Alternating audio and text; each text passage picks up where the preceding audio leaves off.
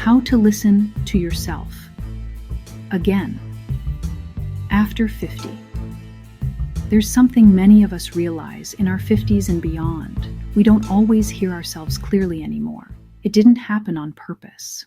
It happened slowly, over years of working, raising families, meeting deadlines, showing up for everyone and everything. We became good at responding quickly, good at adjusting, good at handling what needed attention. And somewhere in all of that, listening to ourselves became quieter.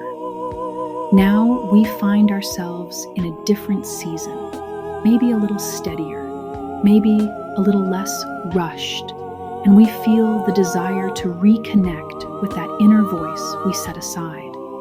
But after years of tuning ourselves out, it can feel unfamiliar. Here's the truth.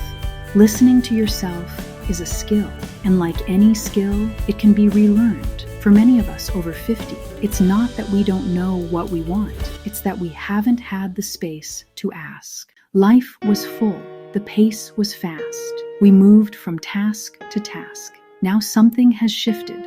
We have a little more perspective, a little more honesty. We're clearer about what drains us, more aware of what brings peace, more honest about the difference between who we were expected to be and who we are becoming. And this stage of life gives us something we didn't always have before. Space. Not a dramatic space. Just enough quiet to begin hearing what's been waiting underneath the noise. Relearning how to hear yourself doesn't require a major life overhaul. It begins small.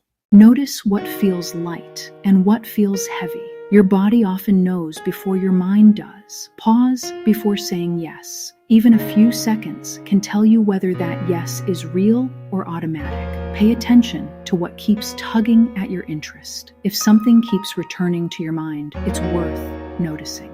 Allow small moments of quiet. It doesn't have to be perfect. It just has to be honest. And maybe write one true sentence a day. Just one line about how you actually feel. Listening to yourself isn't indulgent. It's necessary. It's how you rebuild trust with yourself. You haven't lost your inner voice. It didn't disappear. It simply grew quiet while you were busy being who you needed to be. But it's still there, steady, patient, waiting. Your voice belongs here. Please subscribe and leave a comment sharing what's one small way you can listen to yourself this week.